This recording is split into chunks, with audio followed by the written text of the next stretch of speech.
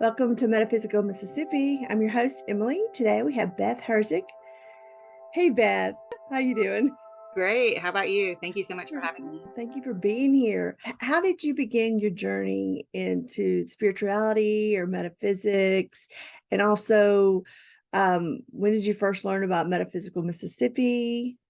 And just tell us a little bit about your origin story, where you've come from, what you're doing now, and really how the community, the metaphysical community, what part does it play in your life, and how important is it to be part of a community?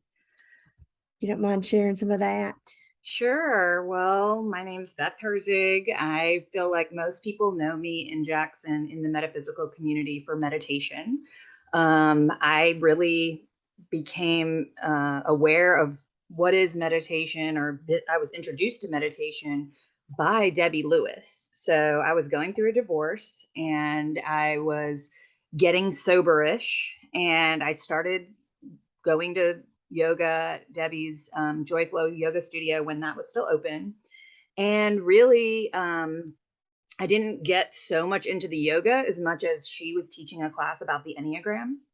And so I really credit her teaching me about the Enneagram to really awaken my um, gift of presence. So I really didn't understand that in my life, I was really busy all the time and just so caught up in the busyness of life that when we did Enneagram, and I realized that I was an Enneagram 7, and sometimes people hear about the Enneagram and learn about the Enneagram and they're like, I don't know, maybe I'm this, maybe I'm not. But as soon as she taught about the number 7, I was like, oh my gosh, this is me. I'm not alone. I see that I have this pattern. I see this thing in me that I really was oblivious to before that moment.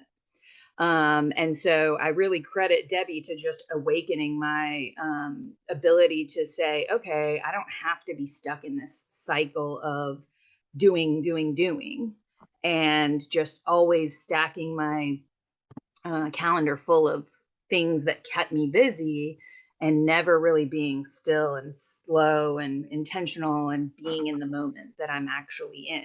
I was always definitely trying to entertain myself. So and trying to be, uh, just fill my days with things that I was trying to be entertained by, or trying to say, oh, there's something better if I just go over here and do this thing. Like it could be traveling, it could be concerts, it could be, I used to take my kids on road trips all the time, so much so that my friends would be like, oh, where are you guys going this weekend? Like I would just always be going. Yeah. But anyway, so in one of the antidotes of this busyness of the Enneagram number 7 is meditation. And I was like, yeah, I don't know what meditation is. Like, never heard of it. And it's really funny because in my life, I really had these different kind of, I would say, introductions to things, or I wasn't aware that I had heard of it before, or I'd seen something, or it's almost like you're not going to be open to a path if you are not ready for it yet, kind of thing. So Totally. I really had been surrounded by Buddhism my whole life and never really actually was open to it or understood, like, or wanted to become open to it myself. So it was around, but I wasn't aware of it. And that's very common of someone that's super busy. Like I was tunnel vision going into the future all the time. And so in this way of having to like go full force into something, I'm very much like that, just my personality and this Enneagram number. I was like, oh, I need to learn about meditation. I can't read a book about it or get an app or something. I must go to a meditation retreat and like learn. I must immerse myself into this, and learn from a teacher. And so I found out that there was a meditation retreat center in Magnolia, Mississippi, called Flowering Lotus Meditation. And so I went there, and then it's just so funny because the first time I ever went to a retreat, I was like, well, once I canceled. I didn't even go to the first one I intended to go to because I got too busy. And then I went to I signed up for another one, made time to do it. And even on the way to the retreat, I was like frantically like realizing like, oh my gosh, I'm going to be late and I forgot this thing and I didn't bring a Mhm. towel, and just really like totally in chaos, really. And I called the person that was the retreat manager and I said, I was talking like that very hurried, like kind of crazy, um, just I don't know. I don't want to say hysterical, but just very high energy and just caught up in Yes. whatever this kind of like conflict within myself. And the retreat manager said, "Oh, it's okay. Why don't you just enjoy your drive here? You're not going to be late. It's a window of time to check in. Just enjoy the drive and we'll see you when you get here."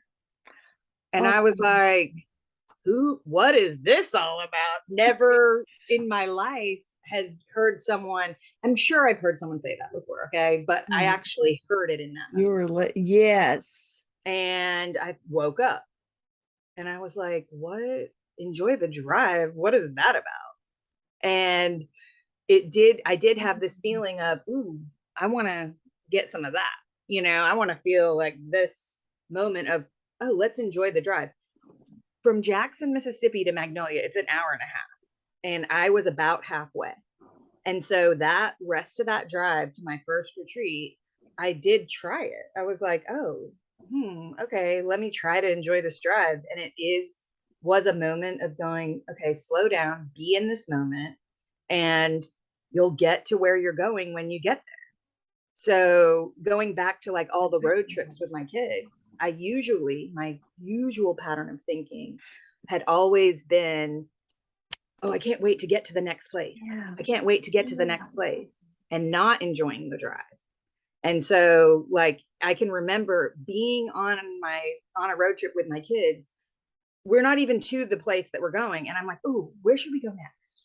I'm already like planning the next road trip.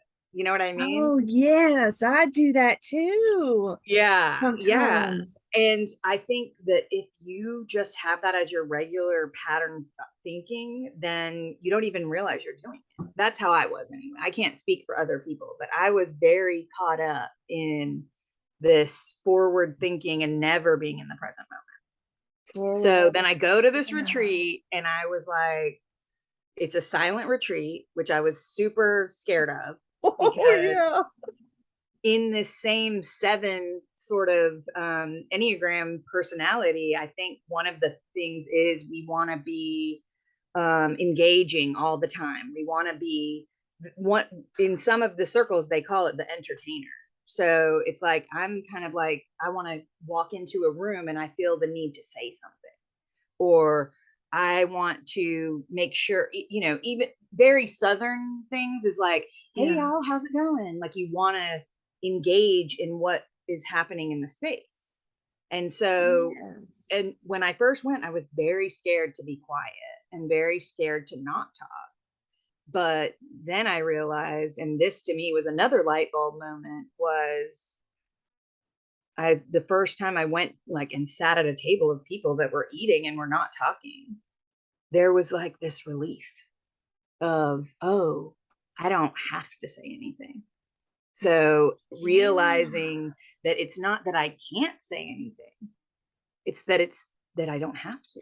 Did you don't? And that was a freeing moment of, oh, it's possible to be in presence with you, with anyone. And words are not necessary in every single space of the time that I spend with this person. That. So this is the first retreat I've ever gone to. These are some of the moments that I had that I feel like I'll always remember because it was my first retreat.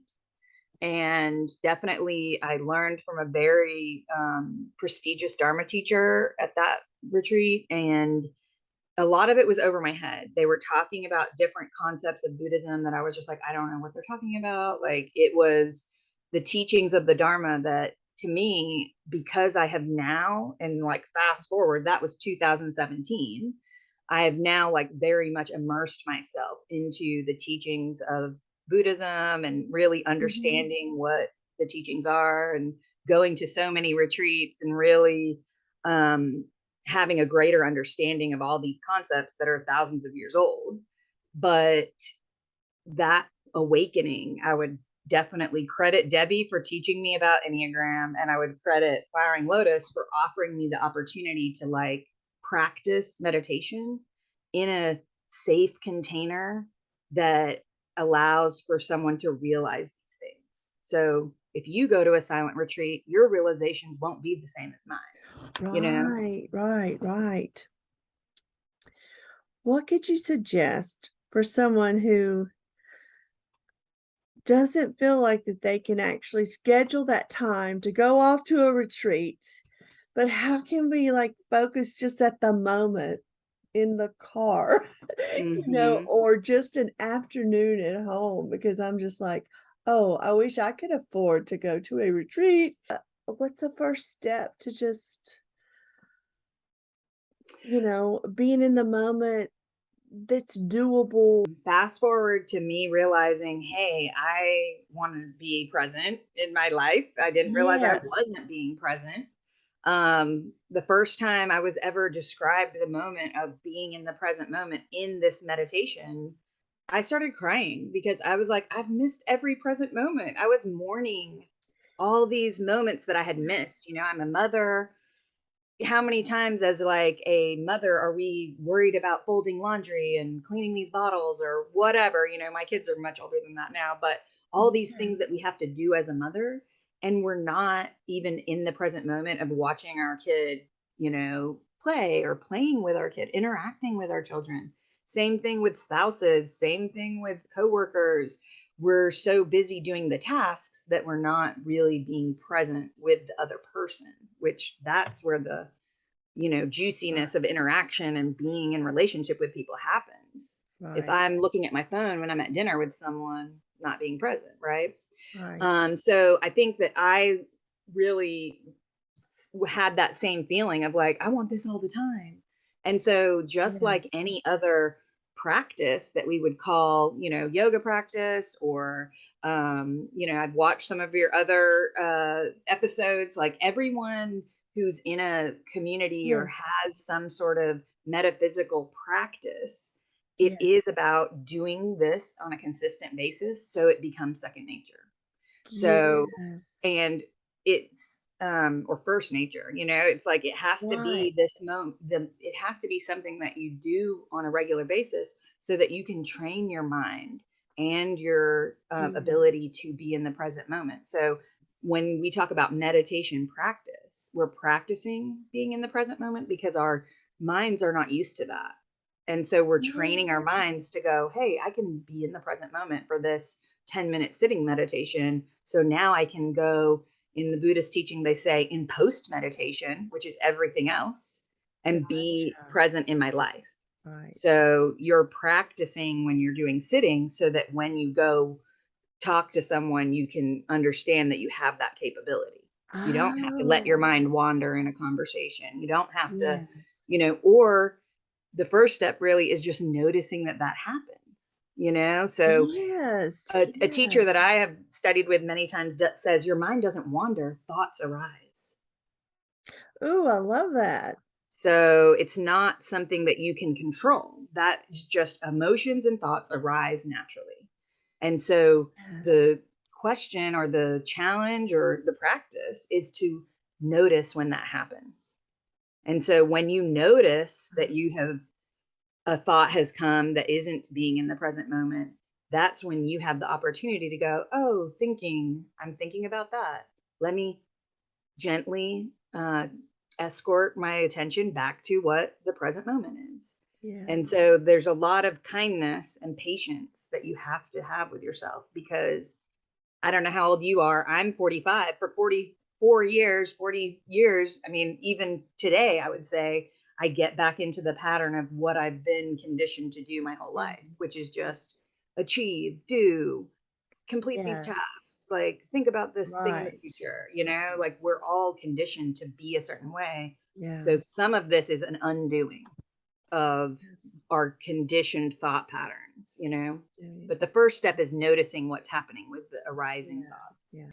Yeah. When you're talking about this, I have a lot of religious history with different types of religions, but I'm very attached. My book of choice is the Bible, and I have a relationship with God, the Creator, and Christ, but in a different way that than. And when you're just talking, there's a story in there about Martha. I think it's Martha and Mary, and how Martha was running around doing, doing, doing, doing, and she's like, "Why is Mary sitting at your feet, Christ? How's that good that she's just sitting there? Why She's is just Mary so being." chill? Yeah, and just being. And I've always connected with the Mary version in there because sometimes I have trouble with the other side of what you are on, because I am kind of sometimes chill and just like, "Oh, look at that butterfly." That I That's may good not, though. but I may not be like, "I gotta pay my bills, I better get busy," you know what I Right, mean? right. I think meditation is present in all these different paths. We're all on a journey, but we all may be on different paths, but and it's really not the destination that may be important. It is the journey, and just taking note of the journey. Um, I think that Two things come to mind when you say that, which I believe you're completely correct, and I definitely agree. One is Aerosmith, "Life's a journey, not a destination." yes, woo, yes, I That love was my that. senior. That was my senior quote in high. Not my senior quote, but like our class motto or Yeah. something. So pretty funny. And then also Ram Dass says we're all just walking each other home. And so I feel like that really is a beautiful way to think about it, because whatever's going on in your mind is not the same thing that's going on in my mind. And that's okay. But I think that we're all trying to be human beings and not human doings. And so you Yes. can practice what you want to practice, and I can practice what I want to practice. And just a conversation like this can help each other to see things in new lights. And I've always been very open to seeing what's out there. I would say that, I am Buddhist at this moment, and I Mm, really feel like I have found the path that I want to right, practice right. on. And the great thing about Buddhism is you can be a Catholic Buddhist, you can be a Jewish Buddhist. Like, it isn't a religion as much as it is a, guideline and a great Yeah, kind of infrastructure for living a great life. And yeah. there's such a thing as Buddhist psychology. So it really is about how the mind works and how you can befriend your mind and go about your life in a way that is, um, helping others and really opening your heart to being someone that's compassionate. And I would say, Yeah. like, that's really what I have seen and experienced from practicing Buddhism. Oh, wow. I have never really even um explored it enough to even know that the only thing, like I said, I was brought up in some fundamental religious organizations, and it was Hmm. always like fear. You don't mess with that, so that's always been like this. Right. I But feel like that reminds me, like, in Christian, rules and the Ten yes, Commandments and yes. all of that. It's like the first rule of Fight Club is don't talk about Fight Club. It's almost like that is the rule of don't go and explore other things, and therefore you'll never be open to these other things. Like, it's almost like Right. I feel like they're making that a rule so that there's no way to I Wow. don't know, I don't want to say stray, but even just be open No. to other things, No, it's you the know? control thing. Right now, I use my parents' Bibles. They're both deceased. So, Mhm. they say the veil is thin right now, and I really don't know what that means, but I'm learning because I'm new to all this. Mhm. But right now, this book was important to my parents. And so if the veil is thin, and this is true that I can talk with my ancestors, I'm talking I'm using this to talk with them. Does that make sense? Yeah. And I didn't mean to get off on this subject because we're No, going it's to talk okay. about meditation, but I was just saying that before I wouldn't have even thought, because of fear, to even think of this, that the fear, it is not the power is not in here. The power is not just sitting and being quiet. I mean, the power is not the power is not in the object. It's what we do with it and how we connect with, just like, I mean, I'm assuming with you probably just already said this and I'm articulating it in a different way. But the thing about, it's not meditation, it's what happens in meditation that I feel like I really am continually reminding myself to come back to what is happening here and now. yes, yes, that's what I meant. And so to me, I am very much into like the tangible realness of what I can see, taste, smell, hear, Yes, yes, and feel. yeah. And so to me, that's really what I think mindfulness is being open to what is happening with curiosity and with gentle patience and care for yourself. So it really is to me about being open to what's happening and what is true about what you can use your senses to like feel and Oh, see, and that to me is, I don't know, it's like coming home to this moment. yes. So, what do you typically, if you're living out this your life this way, what is a typical day?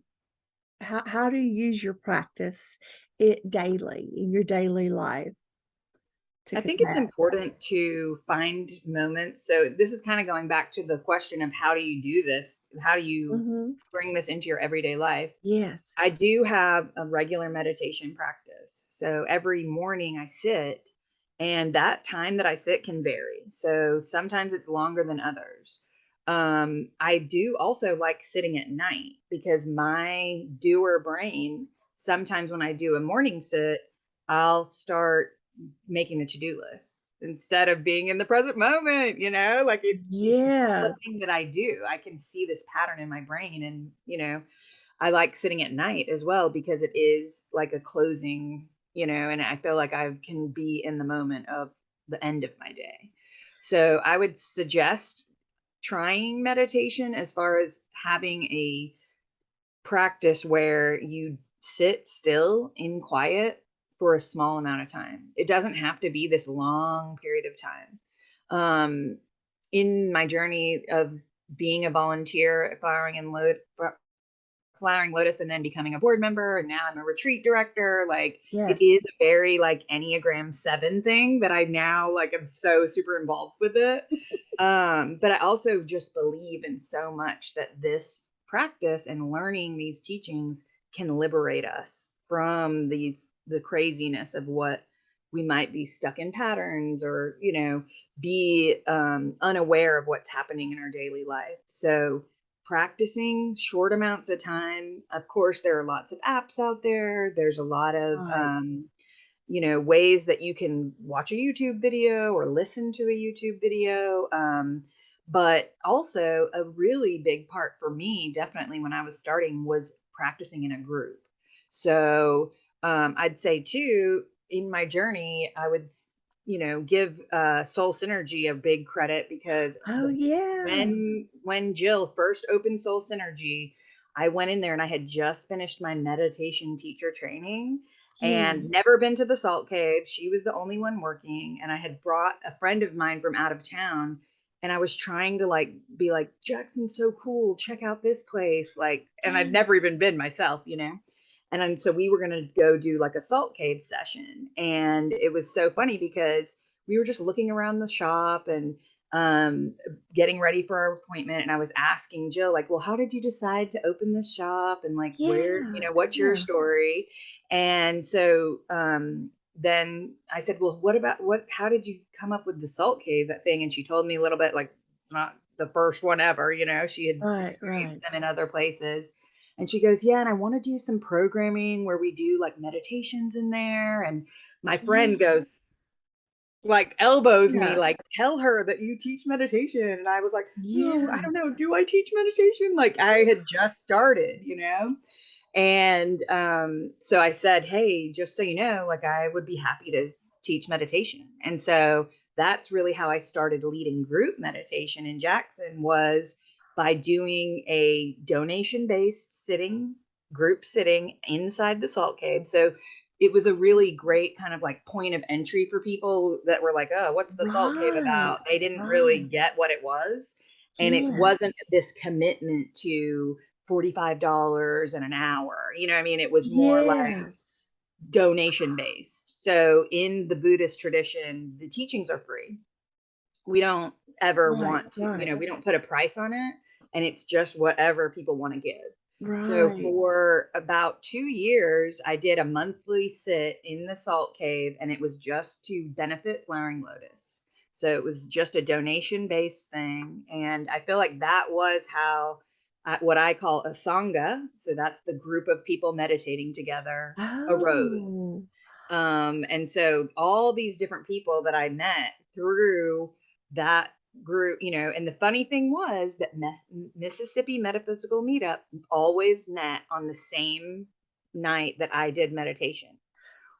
So I Oh. never went to a meeting. Like, sometimes we would be Oh. having it at the same time. Or, Oh, I see. so the funny thing is, I mean, you asked me earlier, when did I, get connected? I was never connected. I always felt like, oh, I missed another meeting. Oh, I missed another meeting. I Oh. always felt like I can't go to the meetings. And so it was really funny because I did feel connected to Soul Synergy and everybody that was up there that I saw Yes. in passing, but I felt like only if someone came to my meditation did I know who they were, or like actually have presence or interaction with them. Right. And then this to me is also a funny thing. So this is like, now fast forward to like the beginning of the pandemic. Um, the Jackson Free Press does this thing that's like person of the day. And so they did an Yeah. interview of me. And it was just like, they just asked me kind of like my life story or whatever. And it goes on the internet. And so it was out there. And at that time, Duane was in charge of Mississippi Metaphysical Yeah. Meetup. And so she posted in the group, like, one of our own is being recognized. And I was like, what? I'm one of them? Oh, I feel so accepted and I'm part of them. You know what I mean? Like, because I've never been to a meeting. You know what I mean? So Yeah. it was really funny because I was always promoting my sits and telling people about Right. retreats and really wanting to people to know about what was happening in the meditation community of Mississippi. But then I didn't ever go to a meeting, so I kind of felt disconnected. But guess what? This social media thing that we're a part of really was allowing me to be connected. And Oh. only once Duane acknowledged that I was part of it. I don't know why I needed the outside affirmation of like, I belong to this group. But it Oh. felt so heartwarming, It felt so heartwarming Yes. that I was like, they like me. They know who I am. You know what I mean? Yes. But I think that kind of goes back to belonging, right? So all of us, Right. whenever I have been to meetings, whenever I've been to one, I just feel like this such a sense of community and acceptance, and knowing that like I belong and so does everyone in the circle belong. And to Right. me, that is the best part of Mississippi Metaphysical Meetup, is that like maybe I kind of what we were talking about, like Christian, Buddhist, whatever, like I Right. don't maybe understand or know what you're doing and your practices are, but Right. I'm very interested and open to Right. hearing your story or hearing what Right. you have to say. I So yeah, I thank don't know. I feel you. like that's a lot that I just said, but like definitely No. But you didn't. definitely that brought me into the having a more of a feeling of being a part of the community in Yeah. Jackson was just Duane saying like one of us. It was literally like a Yes. one line Facebook thing, you know? Yeah, yeah. And so I feel like, I would just offer and say that I do teach beginner meditation. Yes. Right now, I'm doing that with Ashley Kelly at the Wolf Studio, which is a contemplative, really campus. So, Wolf Studio is really known in Jackson for wolf birds. BB Wolf is the artist that makes those, but she Cool. has offered up her meditation dojo to allow Ashley and I to lead beginner meditation Thursdays at 6 p.m. And it really is the same idea of come as you are. You can have meditation experience or you can have no meditation experience and feel comfortable coming in and being able to practice with a group. So we really want to be open and inclusive to allowing people to just have the experience of practicing in a group. And of course, you get more from something if you do it on the regular. Like if you come Right. one time, great. Thank you so much for coming. But also, if you keep coming, you'll start feeling what it feels like to have a practice. Right. It, So once a week, great. Once a day, great. Once a month, great. Like to me, every moment of presence is a gift you give yourself. So your yes. presence is a present to yourself.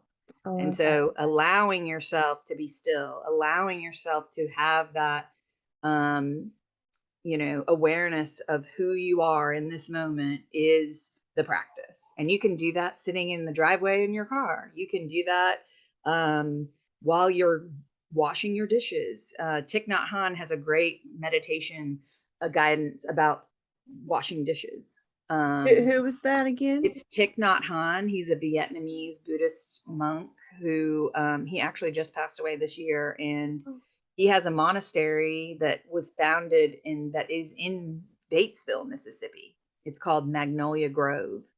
And when he was friends with Martin Luther King Jr., and he asked Martin Luther King Jr., where in the world, where in the country of the US is this type of teachings needed the most? And he said, Mississippi, in the deep South. wow.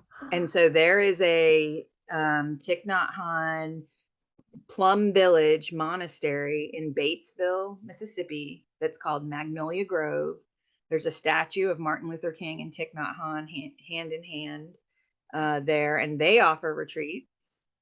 And then also, of course, Flowering Lotus is the one I'm affiliated with. We move Yes. around all over different places in Mississippi. Then next year we'll have four in-person retreats, and then we do online retreats as well. Right. So you can look at our website for things that we're Yeah. offering to that. I would suggest going to Dharma in Mississippi because that website has been created by one of my what I call a Dharma sister who really Yeah. encapsulated all of the things that are offered in the state of Mississippi. Is So that, there's oh, I'm sorry. Was that go be ahead. spelled DHARMA and then Mm-hmm. put INMISSIPPI Yep. dot Yep. com? So I'm affiliated with another group that we just do online meetings, and that's on Tuesdays. So Tuesdays at 6:30, Mississippi Insight Meditation, which is also on Dharma in Mississippi. So the thing that I think is so Yes. funny is that I went to a meditation retreat in Mississippi, and then I came back to Jackson, and I was like, yeah, this whole meditation thing, like no one's doing it. And then I started doing the research and I'm like, oh, lots of people are doing it. There's like a lot happening in Mississippi as far as meditation. And just because I was unaware of it, I had no idea. So I think we Right. are really fortunate to have all those kind of different opportunities to practice. And so, yeah, I would just say, like, if you want to maybe experience doing meditation with me, my Instagram for my meditation, I don't even want to call it a business because it's not really a business, but Right. is Take a Breath with Beth. So I have a Facebook page and an Instagram page that are both Take a Breath with Beth. And you can see about the Thursday night meditations on there. You just sign up. And anything that we collect as far as donations for our Thursday night, we are donating everything to the Jackson Free Clinic, which is Oh. it's a student owned. So like all these students from UMC that are training to be doctors, they're like not quite doctors yet, Yeah. own this clinic, and it's open once a week, and it's for uninsured people. So you can go there. Oh. They have anything from like psychiatric to OBGYN. They have a dentist school portion, of course, just like regular doctor visits, and physical therapy. It's like a whole full-fledged, almost like a mini hospital, but they're only open one day a week. And it's in Jackson. And so we hope that our practice will have benefit to others, even those that do not practice. With us, we hope that our practice can reach out further than just the people that are in the room and impact the community. Oh, that's beautiful. And all these things, I'll add them in the notes and the write-up Okay. when Yeah, I it's a when I lot. post it on our website at Yes. metaphysicalms.com. Oh, Beth, I love that. So so I mean, that is so kind. That makes me wanna cry. It's just so beautiful. Yeah, You're yeah. giving back. That's such a great example. I mean, I get yes. Well, wow. You have you said 2017 was when it first came into your orbit of Yes, meditation? yes. I would say 2017 is when I took that class with Debbie and when I went to my first retreat at Flowering Lotus. Since then, I really have immersed myself. But then, in that same way of realizing, oh, I had these other opportunities that were in my life that I really never took advantage of. For example, as a child, I lived in Thailand. So I can even remember being in second grade and going out into the streets as the monks were doing their alms rounds, coming through the streets and coming to get their food for the day. So that's a practice of Buddhist monks, is that they only take what is given. And so whatever is given to them for food by the community that they go out and walk through daily is all they have to eat. So, the Buddha really taught it as, okay, you're going to go out into the community and interact with people, but then the community is giving to you so that you have sustenance and food, and then anything left over would be available to the community after 12 o'clock. So a Buddhist monk usually never eats after 12 o'clock. So if there was anything left over, they would invite the community to the temple and say, come eat, Oh, and also, encouraging community engagement and involvement.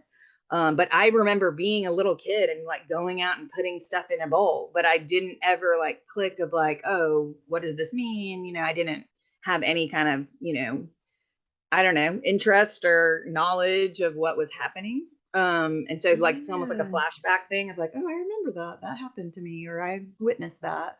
And then another thing is that my dad ended up marrying a Thai woman who is Buddhist. So my stepmother is has been my stepmother for over 25 years, practicing Buddhist, always had a Buddha statue in our house that is like a, altar. And Yeah. I never asked a question about it. She never said anything about it. And so I think it's really funny because Buddhism is more about, I will just walk the path and you can see how I am. And it's not really about what I would consider like in the, Christian culture of like witnessing. We're not trying to like Right. get people to come. The Right. invitation is there of like, if you like anything that I'm Mm, saying, or if you are drawn to me as a person because of yeah. what I'm doing, then maybe, I always invite people, but I never pressure someone. You know what I mean? Like Right. you come Right. when it's right for you, kind of thing. And so it's so hilarious because I lived with a Buddhist for years. My small business I bought from my stepmom, so I also worked with her for years, and we never really talked about it. So that is so something that's kind of like in her nature, is being pretty quiet. And so I can now though look back and go, oh, that's why when I was being a horrible teenager, you never really reacted. Like she never really had Oh, this kind of like blowing up moment that you would think if your kid is like acting bad, which we so definitely were, so you she know? yeah, so she's been in your orbit, Yes, but yes. it took you Going to a retreat center wow. in Mississippi. Yeah, is she still in the area or do they live She somewhere? lives in Thailand. So my stepmom and Oh, my dad moved to back to Thailand quite a while ago. They built a house. They're like living their dream of like retiring there. So yeah, no, I don't really talk to her that much. Like it's like so wow. kind of sad in that way, but also like the nature of just the way it worked out with the timing of everything. But I mean, obviously, I hope she knows that I love her and, I love my Yeah. dad. It's just very hard to like be involved in our daily lives. I mean, we talk all the time, but Do you think having this yeah, so it's kind of crazy that the Buddhist thing has been in my life for my whole life. I can even remember taking like an Eastern religion class at college at Delta State University, and I and now I remember what my professor taught about certain Buddhist things, like in a list. The Buddhist yeah. teachings are very much about lists. There's like so many lists, and so whatever I took in that class, I remember that we had to remember some of these lists, and I still think about like I can picture the lists from my teacher writing them on the board. Oh, no. So it's pretty interesting. There was something you said and I was gonna ask you. Oh, do you think, you know, society, we're all kind of just coming out of that pandemic mindset. Do you think in 2017 getting back into connecting with the Buddhism or meditation really helped you to weather that Yeah, season of, so I would say because definitely, we've all yeah. had to distance ourselves as Mm. community and So initially, with what happened with the pandemic, I feel like that and that moment when they're like, it's 2 weeks, we're just going to be doing this yes, for two yes, weeks. Like I would say yes, initially in that moment, I was like, oh, this is just a retreat. This is like, oh, I've done this before. I know exactly how yeah, to be yeah. alone. I know exactly how to, quiet and go without going and doing and doing and doing. And of course, as time went on, I was like, well, this is the longest retreat I've ever been to. So it did shift in that way of like making, me looking at it that way. But what actually ended up happening, and to me, this is another like, it, you know, was, it showed me a lot. It showed me a lot about, of course, I'm sure everybody had moments of realization within their own pandemic experience. But first of all, I really, really learned and saw the interconnectivity of everything. Also, it really gave me the opportunity to practice with a bunch of different people. So when everything went online, I mean, we even as Flowering Lotus had to shift to doing online retreats. And I feel like there were almost like two schools of people, even now, that are like, you can't do that online. It's not possible. And they just never really like dipped their toe in. And then there were other people like me, definitely, who was like, okay, how can I get connected? How can I be at home and still learn and open my mind and connect with other people and do so in a way that feels good for me, that is open to the things that I want to learn about. And so definitely I took a lot. I did like get to practice with a lot of people that I never would have the opportunity before if they didn't offer something online. So Right. many teachers that I really got to practice with in different settings. It could have been a class, it could have been a weekend retreat, it could have just been a Dharma talk. So just one talk about a certain aspect of a teaching.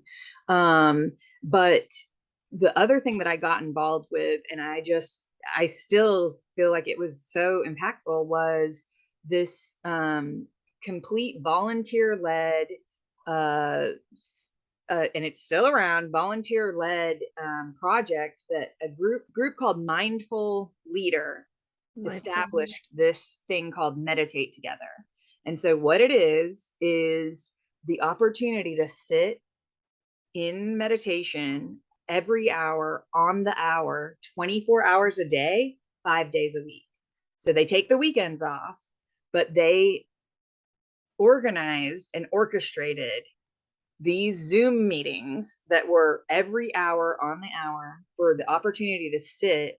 The sessions were only 30 minutes, and it was very, I would call it generic meditation in the sense that it was open, so inclusive in the way that there Yeah. wasn't like bells and there wasn't like this Eastern tradition on it. It was really Yeah. about sitting with other people in silence for 15 minutes. I think And I so then, remember. Yeah, I think I remember that. yeah, and so I volunteered Yeah. to do that. And so for a year, I led the 9 o'clock at Tuesday night meeting, and it was just this really awesome thing where I meditated with people from all over the world. I met people from all over the world. I'm still talking to the people that I met. Like I'm friends with them, I would say. That gives me And chills. yeah, and so it really, again, was a great example of the interconnectivity of everything.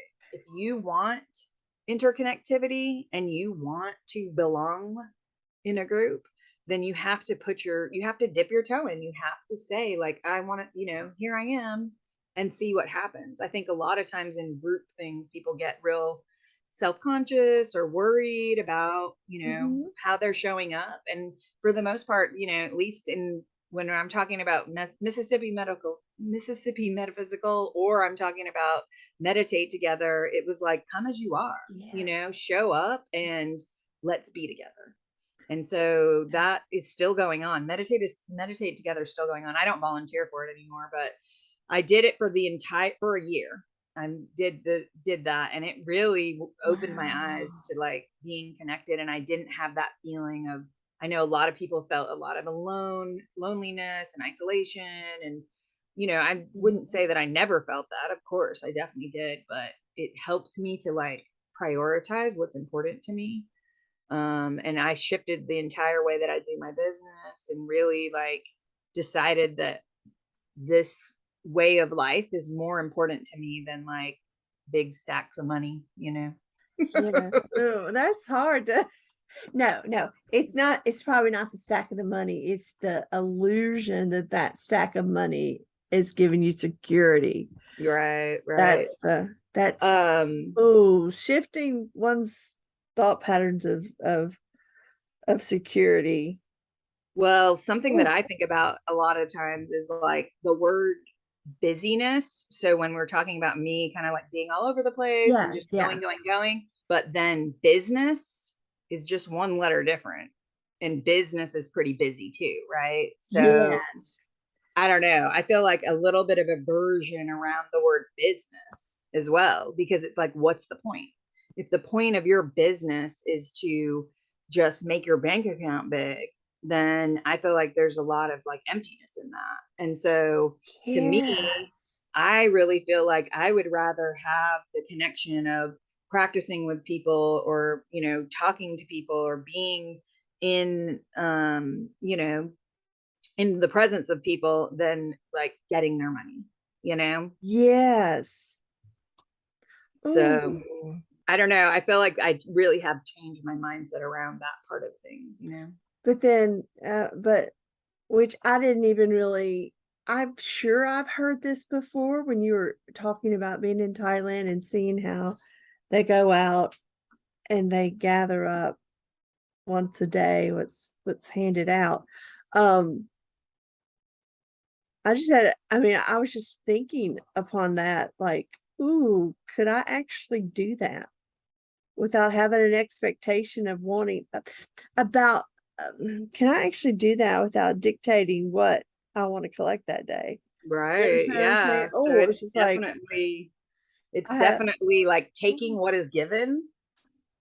Like you're letting go of your preferences. You're letting go. I mean, I've Oh. sometimes I've said to people like the only reason that I can't become like a Buddhist nun or something is because I don't want to shave my head. Oh. But it's really way more than that. It's all the attachments that we all have, right? Oh, So how yeah. can we like look at, oh, what are the attachments I had? Are the attachments that I am a business owner, like that identity? Is my attachment that I have a house and a car in the driveway? Is my attachment that I have blonde curly hair? You know, like all of these things in our life are attachments. And so when Yeah. you start to question and look at your relationship to your attachments, you kind of like see a lot of different patterns, and you see these you see it for what it is, right? So like it is Yeah. very vain that I had to like make sure that my hair looked good for this Zoom, right? Well, yeah.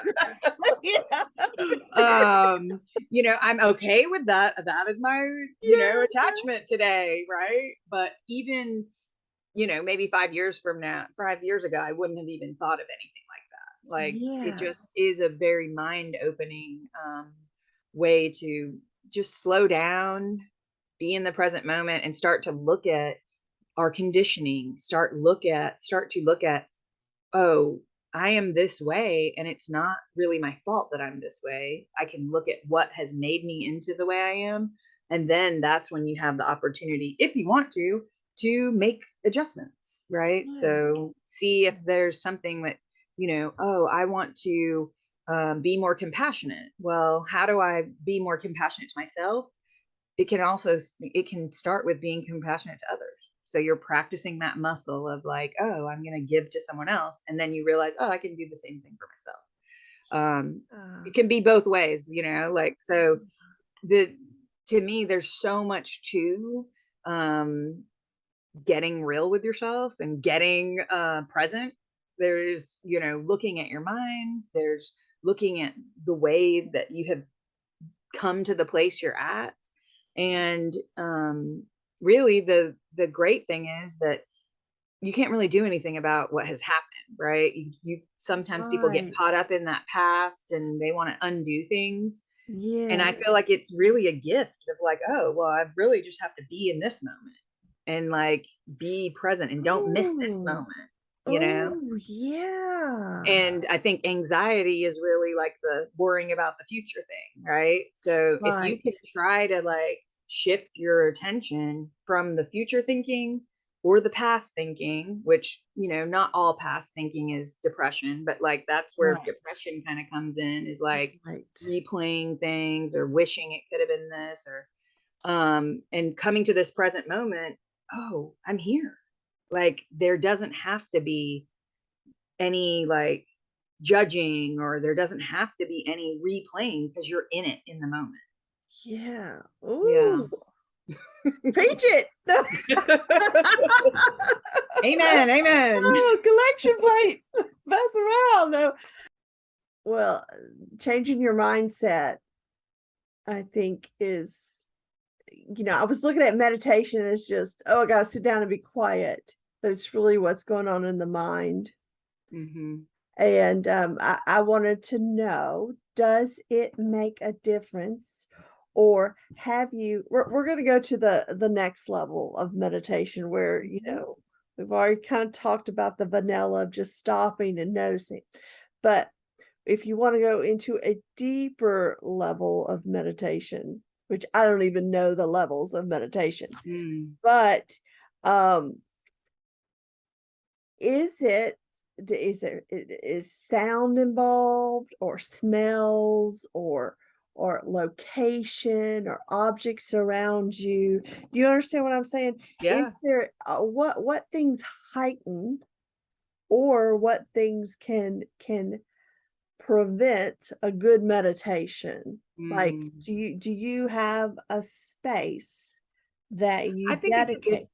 Yeah, I think it's good to have a space, just because as humans, we want to be the best way to kind of like form a habit is to know Yeah, where you're going to do it, what time you're going to do it. Like that's very right, much like a habit, you know, right.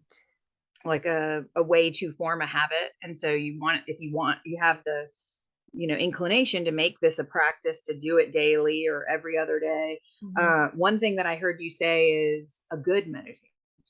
And so I would say there's no good or bad meditation. So, like, Yeah. what is happening is what's happening. So, part of what the practice is to let go of the judgment of what's happening and just allow Oh, what is happening.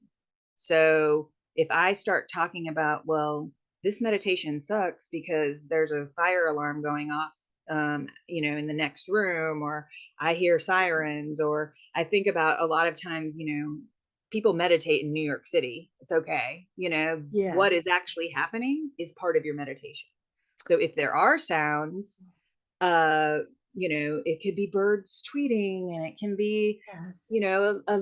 light music in the background, and it can be these things that we flowerily say is needed, but it's also the guy that starts running his saw when you're sitting. Yeah. It's also the lawnmower that starts. One time I was doing a live meditation on Facebook, Uh-huh. and I was outside in my like in-laws yard, and I'm not even kidding, like someone started mowing their lawn right next to where I was doing it. And so then I was like, and so this is the lawnmower meditation. We just allow what's happening to happen and listen to it. And so Yeah. when you see yourself judging the condition, saying like, well, I can't meditate now because there's lawnmower. Yes. Stop and say, actually, I can still be in this moment. Allow the lawnmower, right?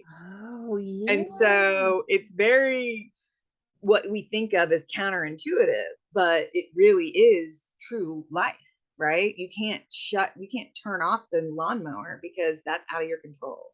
You have to allow the lawnmower because that is the truth of what is happening in Right. this moment. And so let go of the judgment of, now I can't concentrate because there's a lawnmower.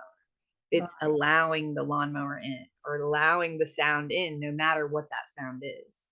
Are you able to block it out though in some levels of your meditation of just you don't even notice the lawnmower anymore. You know what I mean? Yeah, I think I You're let it you're in. For me, I let it you in. let it in. Yeah. And there's so many types of meditation. So the lineage and the type of meditation that I teach is about breath awareness. So it's about being with the breath. Oh, And so oh, when I lead a meditation, I talk to people about what to do with their body, what to do with their breath, and what to do with their mind. And so it is about being in the present moment with your body, using yes, the breath as an anchor. So, like, always coming back to feeling what it feels like in your body to breathe, because you always have that with you. A line that yeah, I almost always say is like, each breath is a new moment to be with.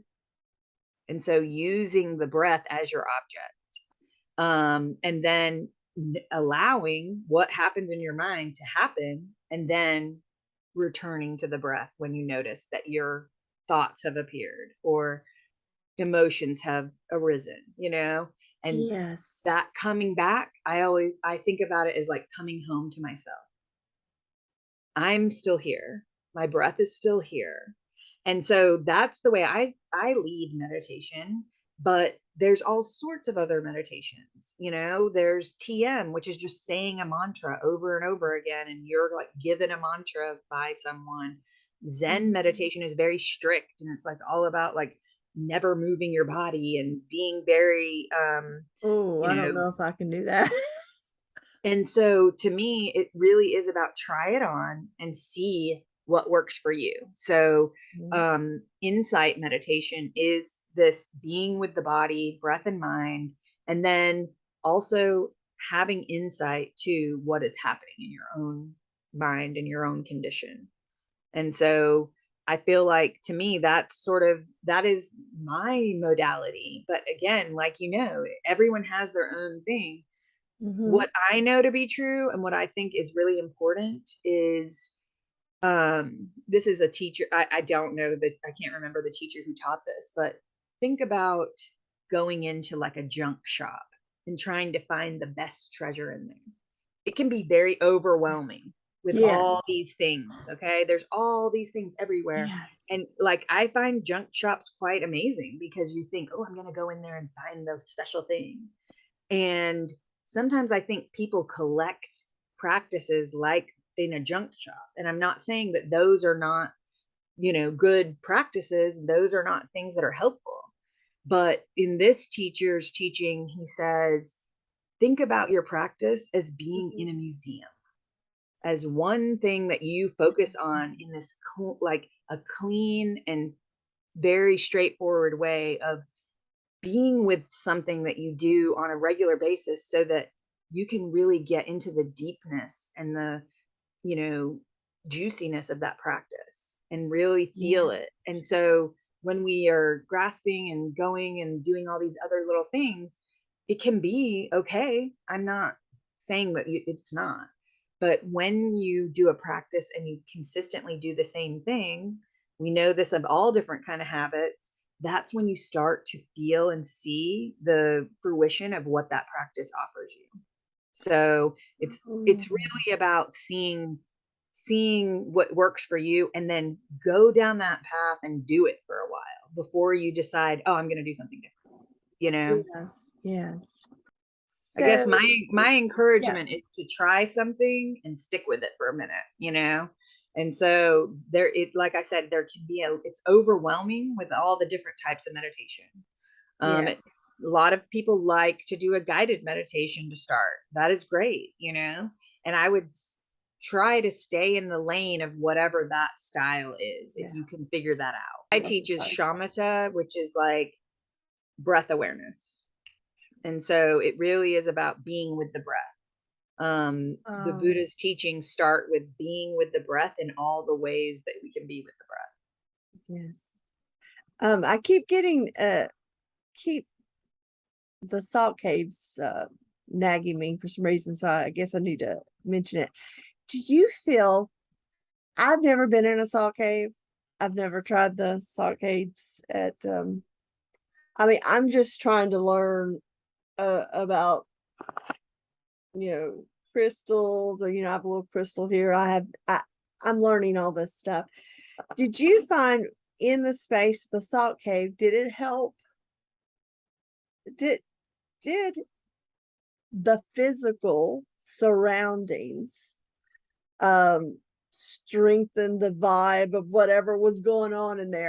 I think it is very helpful to go somewhere quiet and go Yeah, somewhere that is has the intention of being a contemplative space. So yeah, I feel like definitely that is really important and that's helpful for people. I feel like I don't think it's like a advanced thing. It's just maybe my mind. I can be present wherever I am, whether it's yeah, fancy or whether it's dirty or whether it's, um, lit a different way. Like, and so to me, that I know what you're saying because I do feel right, like it is very special. Like right, it's very special place in the sense that like it was built with intention of like allowing people to right, be contemplative and right. um I think to me I don't necessarily like go into like traveling to other realms or Oh, having gotcha. your Yeah, mind go somewhere else. Like my gotcha. instruction when I'm meditating, if you're sitting with me and I'm leading you, is to Yes, stay here. gotcha. And That's so, I know that people have said that when they're in right. different situations. I personally have never experienced that, but I feel like, you know, I also usually say if you have a meditation practice, you don't have to do what I'm saying to do in this circle right now. Hmm. Do what you Yes, know to do. But if you don't have a meditation practice or you'd like to learn a different way, then follow me down these instructions. yeah. And so I just allow it to be what it is for each person individually. And there what you just said circles back to your take a breath with Beth. So really it's about being present in our physical body. What do Mhm. we need to survive each day? The only thing you really need to do is breathe. Mhm. And that does come naturally, and we do it without thinking. So Mhm. stay in this moment. That's beautiful. And um Thank you. You answered my question. Yeah, Thank yeah, you. yeah. And I mean, Um, it's really like, I love what you just said, because when we take the breath and yes. really become present, that is something that we don't often do. We are unaware of our breathing. So becoming aware of our breathing plants us in the present moment. And we breathe, just as you're saying, you meditate, no matter the circumstance, we're still breathing. Well, Right. hopefully we're still breathing, Yeah. unless it's our time to go. But you do it subconsciously. Oh, Right. We I don't just know. do it without even realizing. Yes. So when And if we take our attention to our breath, it helps us yes, plant in this present yes, moment. yes. So meditating, no matter the circumstance, the surroundings, just pull in that lawnmower if it's there and just recognize that, hey, it is there, but I Mhm. could still shut off, uh, keep them from distracting me Mhm. from getting to that So place of being. right. And what you just said too is another kind of like, a lot of, I would say, beginner or people that are thinking about meditating, the in the same way that we said, "Oh, I can't go to a silent retreat because I have to talk."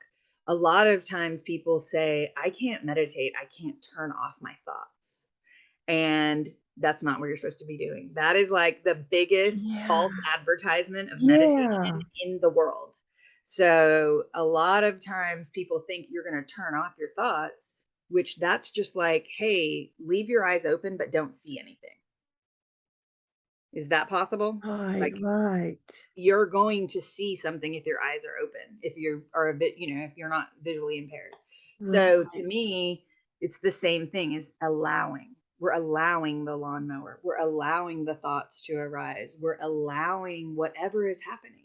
It's not about transcendence and being happy and being, you Yes. know, better above everything that's happening. It's being in the thing that's happening. Yes.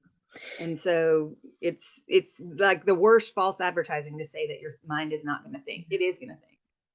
Do you feel that, meditation, well, I'm sure it um, has helped you be a better parent? Yes, I would say that, and I feel like my kids would say that, but I would also say like there is no like levitating to this other level overnight, It's like been a Yeah. gradual thing that I even see them thinking I'm still in this old pattern, and then I realize, "Oh, I'm not reacting." So, I'll give you an example. If my kid is like, "Oh my gosh, mom, I messed this up, and now, like, let's say, like, got in trouble at school." Yes. And then I might be like, "Oh, well, what happened? Tell me about it." And they have the trepidation that I'm gonna be like, "Why did you get mad?" Or, "Why did I'm mad at you for getting in trouble? Like, I can't believe you're getting in trouble." Like, I don't really even know how to react in that way as much as maybe I had before, Yeah. right? So it might be like, "Oh, you spilled the milk," and they think I'm gonna be like, "What the hell? Why did you do that?" Like, I know that I was like that in certain times in my life. And now I feel like maybe I don't do it as hard, or I don't have this reaction of, anger immediately. So again, this thing that meditation and mindfulness helps you with is responding rather than reacting. And, you probably just said this and it just clicked with me.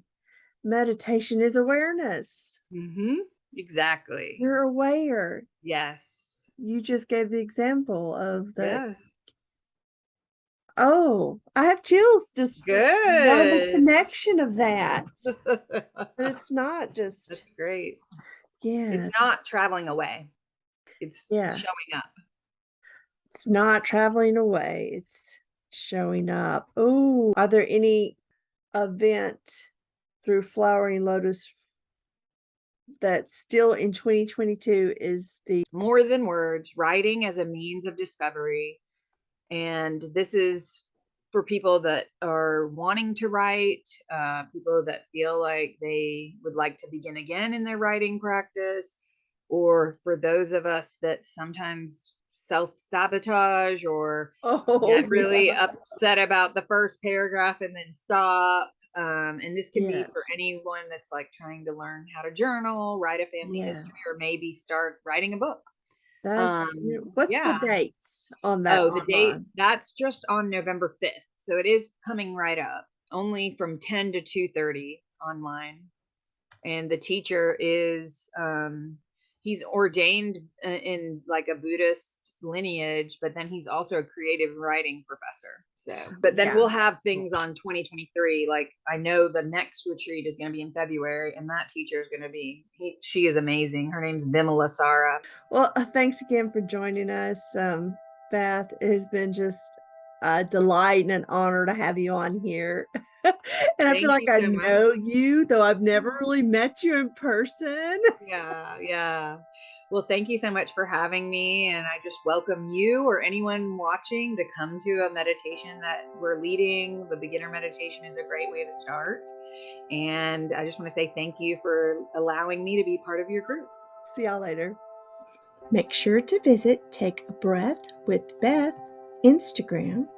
From there, you can also go to her link tree, Take a Breath with Beth, and there you can find all the other links that she mentioned in today's program.